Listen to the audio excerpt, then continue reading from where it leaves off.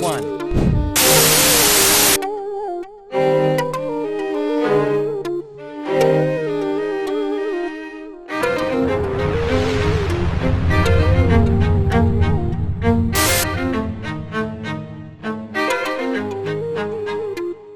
From my perspective, my mother was a phenomenal woman,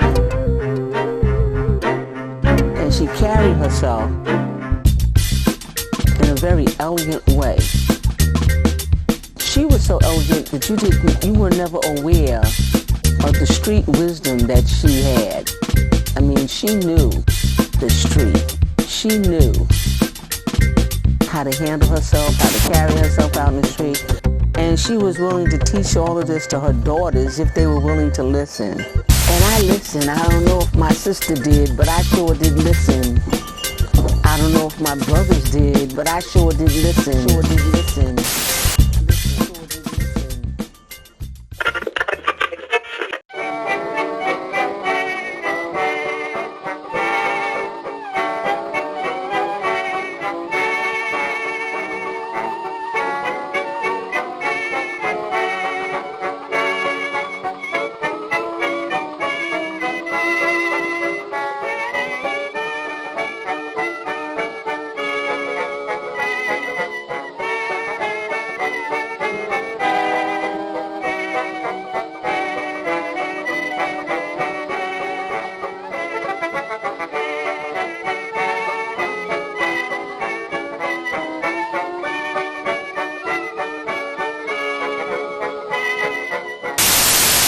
We unfortunately have not been trained nor educated in the truths of life, paradoxically so, paradoxically so, paradoxically so, paradoxically so. My name is Sameerah Islam. I was born 2/27/28. This year, February the 27th, 2018, I'll be 90 years old. I was born in New York, Harlem, at Lyndon Hospital. My mother's name is Georgia Hill. My father's name is William Tichy. They came here from North Carolina many years ago. They married when they were teenagers, like 13 and 15 years old. But at the time they had to put their ages up to get married. They were both orphans. My mother had a sister, and my father had sisters and brothers, but their parents had passed already. They had died. And the two of them married when they were very young. And my mother moved to New York. My aunt, her sister sent for her to come to New York.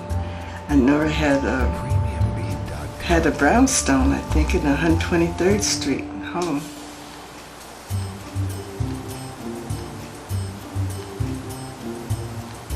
That was before I was born. I don't know anything, but I just hear them talking about it, and how Nora was on a sleeping job with a family named the Morans, and by her having this brownstone, she sent for my mother to come to take care of it, like the manager for her, collect the rent from the tenants and things like that. And I'm just repeating what I've heard the family talk about. And I remember when I was little that we always had a lot of music and a lot of family around us, and we were a very close family. I have a brother, Earl Tichy, and a sister, Elizabeth Tichy, and a younger sister, Bernice Tichy. They all passed a few years ago. We had a good time. My mother would be out working, and my brother was like the head of the household.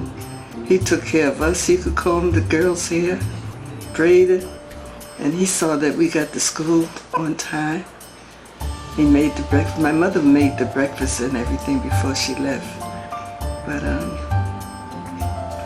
But my brother's the one that really was the head of the household at that time. He sent us to school. We come back from school, and we had to stay. We were supposed to stay in until my mother come in from work. But my brother would let us go out for a little while. Then we would come in, and he would go out for a little while. And my sister would prepare the meals, had dinner ready when my mother came. But we made sure the house was clean and homework was done, and everything was all together straight when my mother walked in the door. All she had to do was sit down and have her dinner. And we was really close.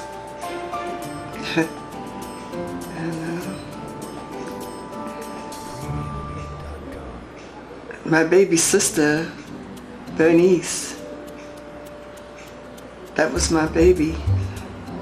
I remember when she was born, my mother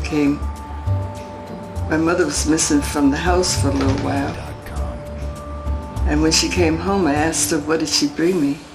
And she told me to hold your arms out, hold out your arms. And she put this package in my arm. When I looked down at it, it was my baby sister. I said, oh, Mommy, you brought me a baby. And that's been my baby ever since. We was really close. There's a lot of little things in my life that I remember vaguely when I was growing up. And some years later, my sister used to bring the Christmas trees home from school. Elizabeth, my oldest sister, she would always bring the Christmas tree at home. And I remember one Christmas, we were really, really poor. But one Christmas, they used to have a jewelry store on 125th Street called Bush's. And my mother gave us all, that Christmas we had all got a watch from Bush's jewelry store. But 2 days after Christmas, my mother had to take them back because she couldn't afford it. But we were happy that day, Christmas morning, because we all had a watch. I had a good child. I was really happy in my childhood. I remember I used to be with my brother a lot. We hung out a lot. We were close too. We used to sell newspaper for a lady named Miss Vivian. She had a newsstand on the corner from where we lived. And she would give us money. She would pay us too. But it was only like a couple of pennies. At that time, Sunday newspapers I think it was 5 cents for Sunday paper. And the weekdays paper was 2 cents a paper. And my brother and I would just sell the papers for her. But we weren't getting too much money. Maybe if we sold a Sunday news for 5 cents, we got a half a penny for that newspaper. If we sold 2 papers, we got a penny for 2 papers. And my brother said, we're not getting any of this. Come on, Willie. Let's get out. Let's go meet the truck and get our own newspapers. We saved our little pennies. And one Saturday, Saturday night, we went up 124th Street between 7th and Nix. That's where the news trucks used to come and drop the papers off, and everybody would pick up their papers. That's where we got our papers. We got a bundle of papers, and then we was going in a building and put the papers together. They didn't come together. We had to put them together ourselves. And then we'd be up there 4 and 5 o'clock in the morning to get those papers from the truck.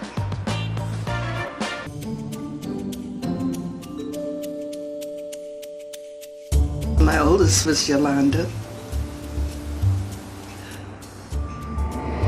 She's such a pretty baby. The next one was Jihad, Genie Boy. We used to call him Genie Boy. He was a cute little thing. Built real nice, like, nice shoulders and, oh man. A nice little boy. Yeah. Then I had my Tootsie, Regia, my baby girl. She was a sweetie pie, but she was really outspoken. She spoke her mind, and she didn't care who she said it to. And she thought she could beat everybody in the block. But the little guys liked her, and they'd let her beat on them. She thought she was bad. She thought she could fight. They just let her think that. And then it was my little boy, Robbie. He was such a grown man. He was a child that was here before.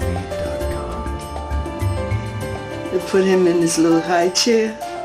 You couldn't give him a spoon to eat with. He had to have a fork like everybody else. I used to love to take him to the restaurants. Maybe we would go shopping or something, stop in a little restaurant. And he talked so grown up, everybody wondered, who's that little boy? Oh, look, he's so cute. Look, he can sit at the table eating with a fork and a knife already. Yeah, he was grown, big, old man.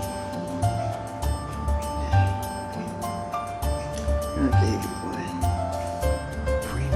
He did a lot of cursing. His father taught him how to curse. But he called Robbie his boy, my boy. He'd take his boy with him on the job and drove him around a lot. He kept his son right close to him all the time.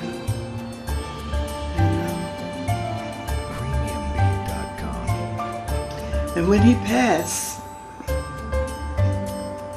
Robbie told me, don't worry, Ma. I'll take care of you.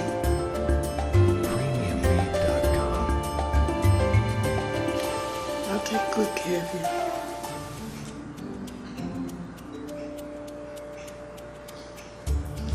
It's kind of emotional for me.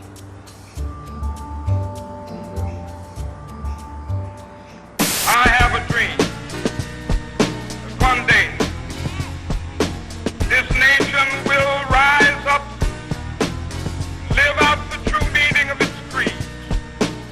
We hold these truths to be self-evident that all men are created equal. Do you think that Christianity is a religion of deliverance for the black man? No.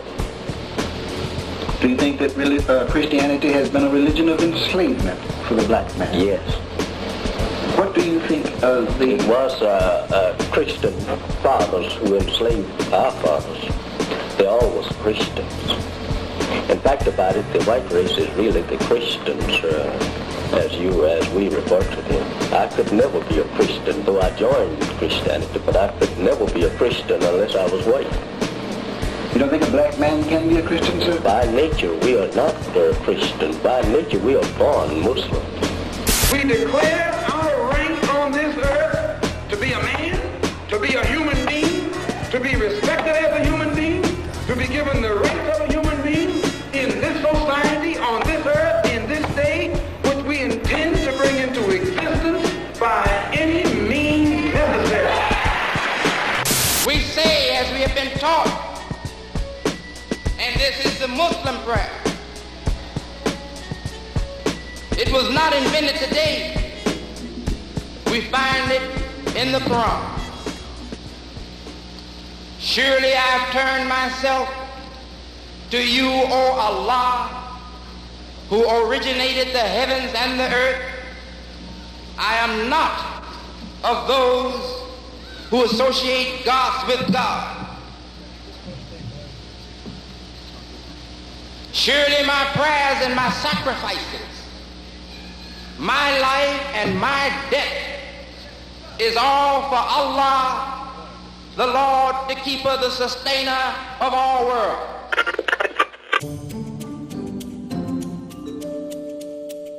It was through my oldest son, Jihad.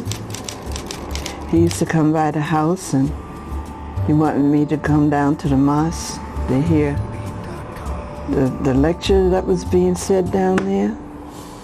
And I was happy that he found something that he was happy about. And I would tell him, that's for you. I'm so glad you found something in your life. In the meantime, he's still asking me to come down and hear the lectures. And I said, okay, let me go down here and hear what he's talking about so he could leave me alone.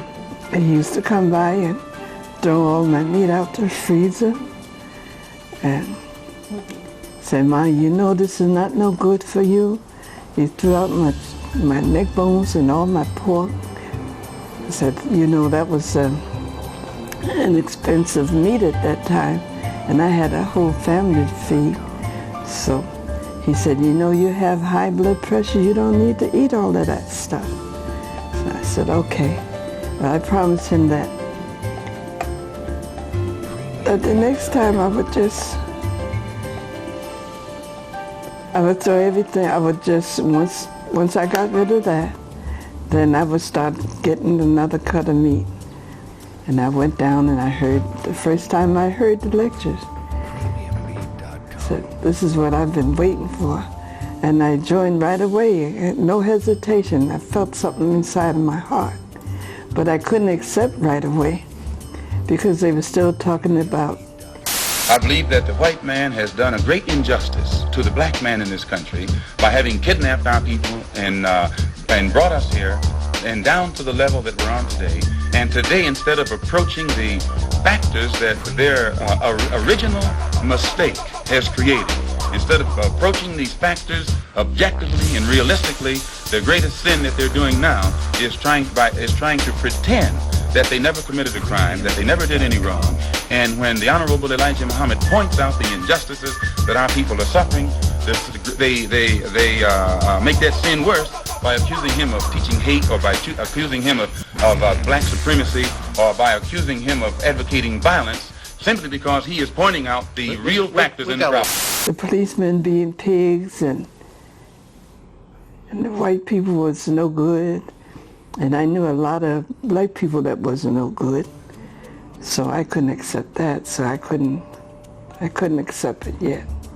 But one day I saw Elijah Muhammad on the podium, and when I looked up on the podium, he had a lot of white people sitting. I said, oh, so I know where he's headed for. I can accept now. And that's what I did. I accept, and I sat down and I wrote. We had to write letters to get your ex. They called it at the temple at that time. And I was down there every Wednesday, Monday, Wednesday, Friday, Saturday, and Sunday. I was so, and you know, it made me feel so good. And then I started telling my mother, Mama, you have to come down here and hear this. And my mother said, oh, I'm so glad you found something to make you happy. So I kept pestering her and bothering her. And she said, let me go down here and see what she's talking about so she could leave me alone. Sure enough, she would come down. Now, my mother was from North Carolina. She was a teacher. She taught grown people Sunday school, and when she came to New York, she used to try to go to church. She would wear her little cotton dresses, starched dresses, and little gloves and a pocketbook and a little hat on the side. But when she went to the church, it was Mount Oliver, I'll never forget. And they used to talk about her because she wasn't dressed like the rest of them. And they would wear the nice suits and the big wide hats. And she didn't have those things. So they would talk about her, and that's not what she went to church for. So she stopped going. But she used to make her children go so we can have some God consciousness. So when she came down to the mosque, to the temple, and she heard the lecture, she said the same thing I did. My mother said, this is what I've been waiting for all my life. I was looking for this. And she accepted. And she told my father, and Daddy came down and he listened and he accepted. So we had my whole family, my daughters, my sister. We would come and tell them, you got to hear this, come down. And they would come and they accepted. They didn't accept it. They didn't follow one behind the other because one went and the other went. Something that they felt inside of them, that they accepted this. And that's how I got to become a Muslim.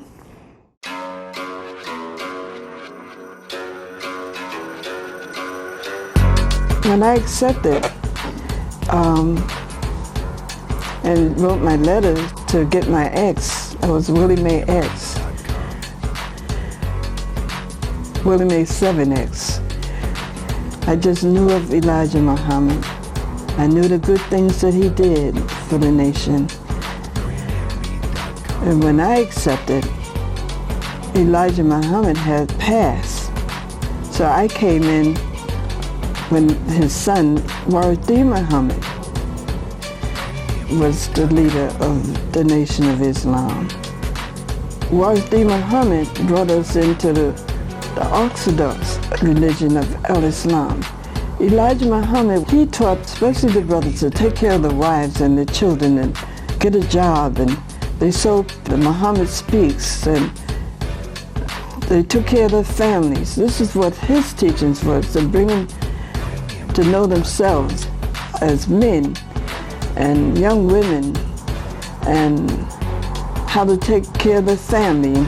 And the sisters had to they learned how to cook, and they had the bean soups and the bean pies, and that was he bring them into being young men and young women. The W.D. Muhammad came. He taught the religious part of Al-Islam.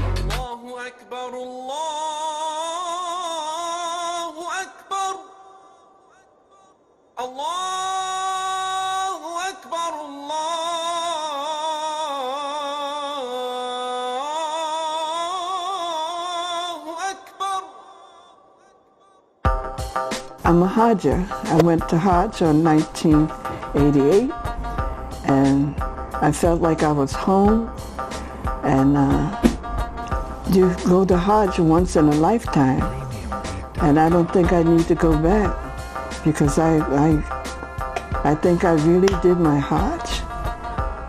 What is the Hajj? Can you explain for people that don't know what Hajj is and what it's about? There's 5 pillars of Al-Islam. You believe in one God. You fast during the month of Ramadan. You go on Hajj. You pray 5 times a day. And you pay zakat. What does zakat mean? Zakat means you pay your dues. Like people in the church, they say tithes, and but we say zakat. That's charity.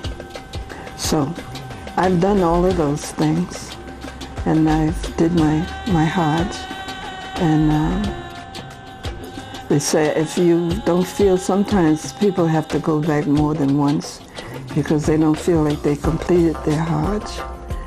And I felt like I completed I could feel it from within.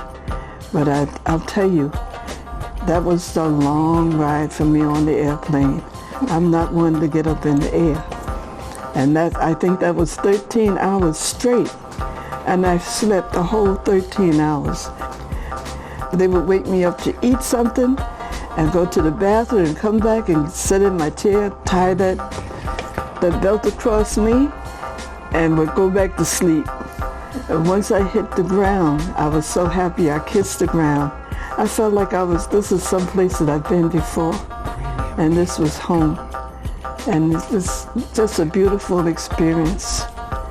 And I'm telling people now that when they go on Hajj now, they're not going on Hajj. They're going on vacation because they have a lot of hotels and things. When I went, you was on Hajj, it was a struggle. You know, you had to walk every place. They walked to Mount Arafat, and the desert was there, and we stayed in dormitories. You know, like the young, you stay in cottages now. That's where we stayed. We didn't stay in hotels. They didn't have the hotels and things like they have now.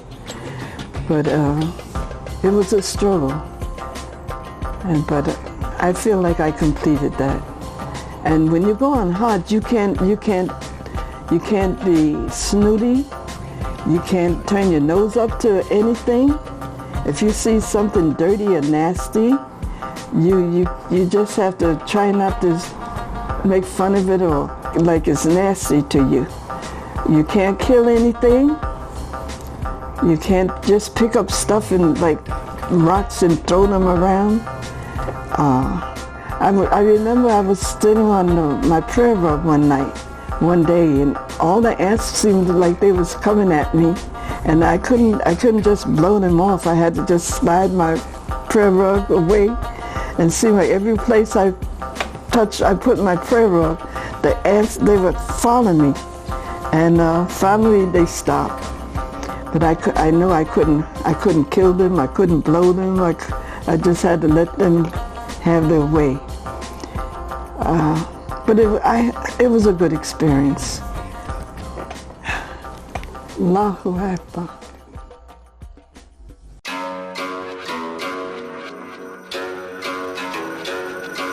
What is Juma, and why do Muslims go to Juma on Friday? The Christians have Sundays for their special day, religious day. The Jewish people have Saturdays as their religious day. Juma for us is a religious day. Islam is a social religion. So you come together so you can make prayer together. And you know, when everybody make Juma around the world in different countries so they can pray together. When we make our 5 prayers a day, we're mostly making them by ourselves. When we come to Juma, Juma is a time of bringing people together to make prayer together. And you listen to the lecture, which they call the khutbah. And there's 2 parts of the khutbah. The first part of the khutbah is for the religious, and we taught of the Prophet Muhammad. And the second half of the khutbah is what's going on in the community. Then when everything's over, you go to Juma, you have your Juma services, and you go back to work. Ramadan, that's the month of fasting. The Muslims fast from sunup to sundown for 30 days. And they don't put nothing in their mouth to eat or drink. Just before the sun goes down, they break their fast, and they break that fast with maybe a date and some juice. And then they go and make Maghrib prayer, and they can eat a meal. Okay, so what's the purpose of fasting? Why do Muslims fast? It makes you appreciate people. It makes you appreciate what you have. Because there's a lot of people around the world that's hungry. And it helps you to understand. And you thank Allah for that you are in the position that you can have that meal. And at the end of Ramadan, they have what they call a feast at the end. That the Muslims come together and they prepare meals and they have a social life together and they enjoy each other. All the Muslims do this around the world.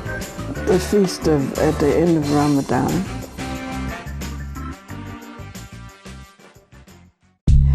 Assalamu alaikum. It means peace be unto you.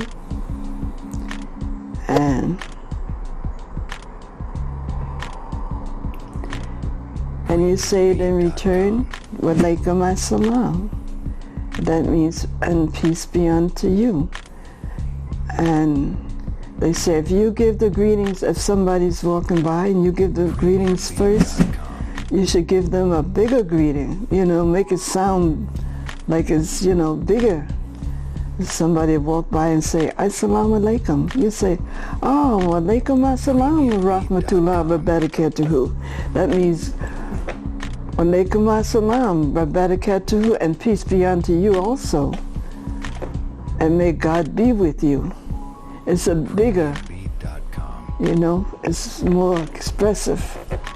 And alhamdulillah, that means all praises is due to God. All praise is due to Allah. That Allah is bigger than anything, and He's the biggest. All praise is due to Allah. He's the biggest of everything, So, or everything that happened to you, everything that's good, whatever was on the earth, all the praises go to Allah for making all this thing and making things possible. The trees, the birds, the animals, the people, the humans, all of this is, all praises due to Allah. Alhamdulillah. Allahu Akbar for that. Alhamdulillah.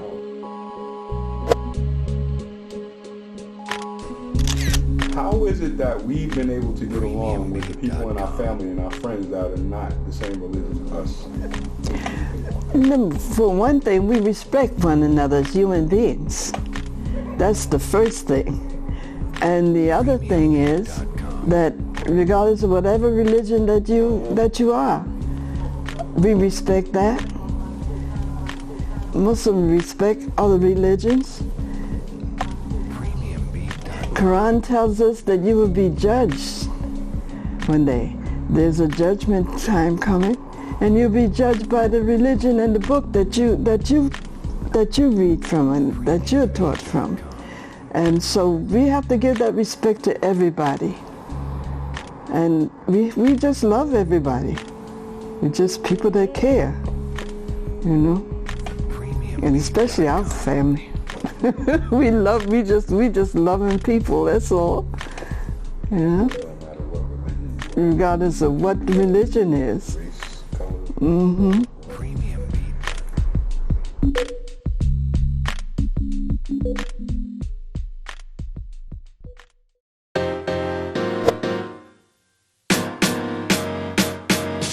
Talk a little bit about some of the sisters that you become friends with over the years. Talking about friends over the years that last for years, you just get attached to people. You're just drawn to different people, that's all. Well, in this case, it seems like a lot of people are drawn to you. Tell me a little something about Sister Nabil, for example. How did you meet Sister Nabil? When I first became Muslim, accepted al-Islam, she was already Muslim. And she was working in the hospitality room.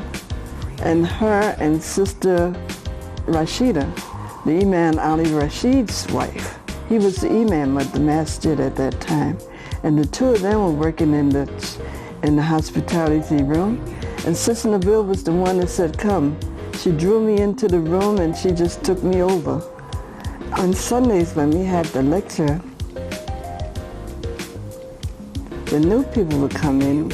They would bring them downstairs to second floor to the hospitality room. And there they would be served coffee, tea, juice, pastries. And the Imam would come down and talk to them. Any questions that people wanted to know about Islam, the imam would tell them different things about any questions that they asked. And I remember Sister Nabil had told me one time, said, I know you smoke. And I was so embarrassed, because I did. I used to smoke before I come to the masjid. I was smoking cigarettes, and I would hide the cigarettes outside in a pot of flowers. That was such a bad habit that I had, and I got rid of that. Thank you, Allah. Allahu Akbar. Sister Rose she did a lot of cooking during Ramadan for us down at Malcolm Shabazz. Big pots of greens and mashed potatoes and cabbage. We have a good meal. Sister Rose also does janazah, right? Yes, she taught janazah. And janazah is when someone passed. Like a sister might pass, and they would bathe the body and dress her, wrap her in sheets, brand new clean sheets, and they would wash her hair, and they would make prayers over the sister and get her ready for the burial. And Sister Rose taught that. She was a very good teacher. Alhamdulillah. Yes, we would go to, and she would give out certificates. Once you learned and my granddaughter, Giovanna, I'm the favorite. She got her certificate from Sister Rose. Latifah Marie, she was the sister that did the name changer. When we needed to have our name changed, my name was Willie Mae, and I wanted it changed to Sameerah Islam. Sister Marie did those name changes for everybody. She didn't charge either. If somebody wanted the name changed, she would go through the courts and everything and have those names changed. For most all the Muslims that needed their name changed. And she did that during that time. Shahida Shakur, I used to do her daughter's hair. And we became good friends. She was a really good sister. She would take me different places, like to the movies or to plays. We would just used to get around together. Sister Ami was I didn't know her right away. When she retired, she was coming to the masjid more often, and she and I got close. She used to help me with the Ramadan. We used to set up the dates and juice, and she was there. She would get to the masjid before I did, and she would get everything started and set up everything, have it ready by the time I got there. She was a good sister and good friend. Sister Salima, we got really close too. She was a good sister. She had a car, and she would just drive me around to pick up my children, and help me to do my shopping. I needed to get around at that time. I was working in family daycare, taking care of children at that time. And I did that for 40 years. She helped me out a lot. Close. Imam Ali Rashid, he was a good brother. He was from California. He was sent here by Imam Warathi Muhammad to be the imam for Malcolm Shabazz. He was a captain in the army, and being a captain, he knew how to handle people, and he knew how to bring people together. You married a couple of people in your family, didn't you? Yes, he married my son, my youngest son, named Latif, and Joyce. My sister, Hafisa, and he married Aisha, my niece. She married Aisha. Everybody loved that brother. He was stern, but he was fair. He used to come out and said, anybody got a car? They hold up their hand. Say, okay, y'all come on and go with me. We didn't know where we was going. We just followed him wherever he was going. He would take us down to the UN building with the dignitaries, and he would take a whole group of people in any car that was available. So get in this car and you get in that car, and we would all go down together. He took us everywhere. And everybody's crazy about Imam Ali Rashid. One other person I just wanted to ask you about, I meant to ask you before, just if you could just say something real quick about your neighbor, Miss Helen. Miss Helen, she's a favorite. You know, this is the second person in the building that I have had any relationship with. I had a friend, but she passed a long time ago, Miss Agnes, and Helen is the next one, because I never really, I greeted everybody, but I knew in the building, and I liked everybody then, but I never was that close to anybody. But Agnes and Miss Helen, you know, Miss Agnes is a very good, and Miss Helen is a very, very good person to me. Talk about a little bit how Miss Helen is so helpful. She's helpful to me.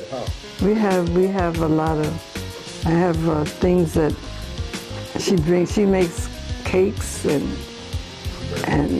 bread pudding, delicious. And she sends it down to me. She send me bread pudding and stuff. And I appreciate the fact that she comes and get my soda bottle, whatever bottles we have. She would come and take these bottles out for me. So that way I don't have to worry about going to the store and taking them out or throwing them away when somebody could use them. So Helen come and get those bottles and take them for me. I appreciate that. And I'd like for her to know that. I'm going to tell her too. That she does me a big favor when she do that. And she can cook. She can cook. She made some collard greens and black-eyed peas this past New Year's Eve with some turkey, smoked turkey in it. Oh man, that lady can cook. Thank you, Helen. Thank you, Helen.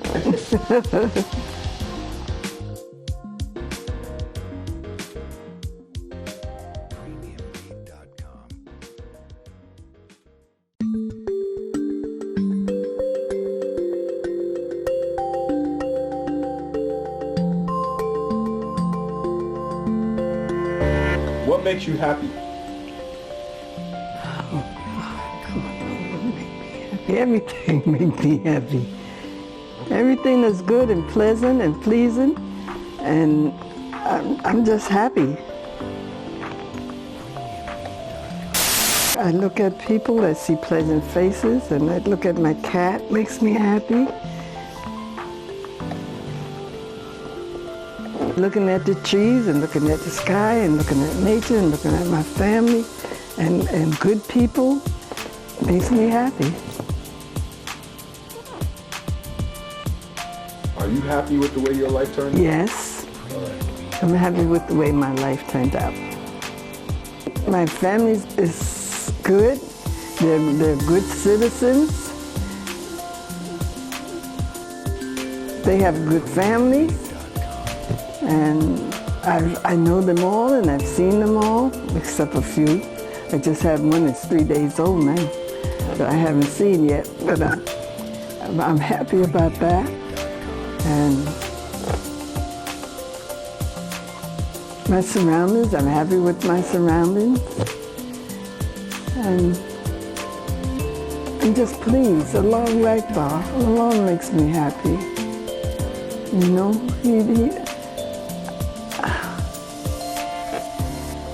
good. Good life. Pleasant. And everybody tried to make it pleasant for me. Everybody seemed to care about me.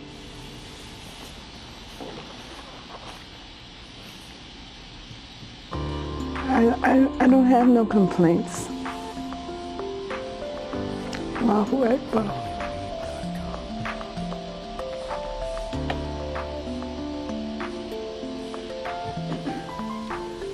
feel like you've done everything that you wanted to do in your life? No, I don't feel like I've done everything that I want. But there was not that much that I wanted to do in my life because I've been raised in pleasant surroundings. I've been happy all my life. Simple person. Yes. We didn't have a lot, but I was still happy. My mother made things pleasant for me.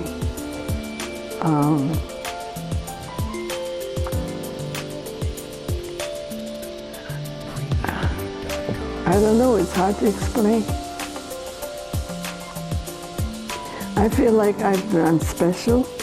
I've always felt like special. I always felt like I was one of God's children, or like you can say angel, because I tried not to do nothing bad or nothing wrong. I tried to live my life.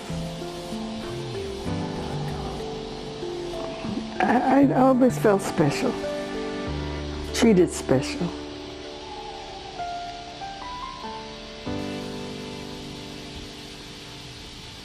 Do you have any regrets in life?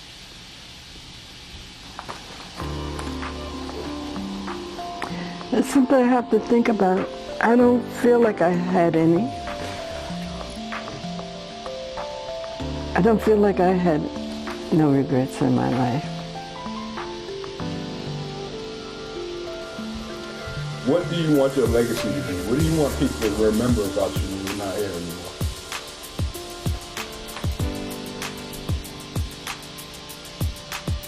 That she was a sweet, loving, happy, pleasant person. That's it. What else can I say? Can't say nothing else no more than that. She believed in God. She believed in Allah made everything pleasant for her.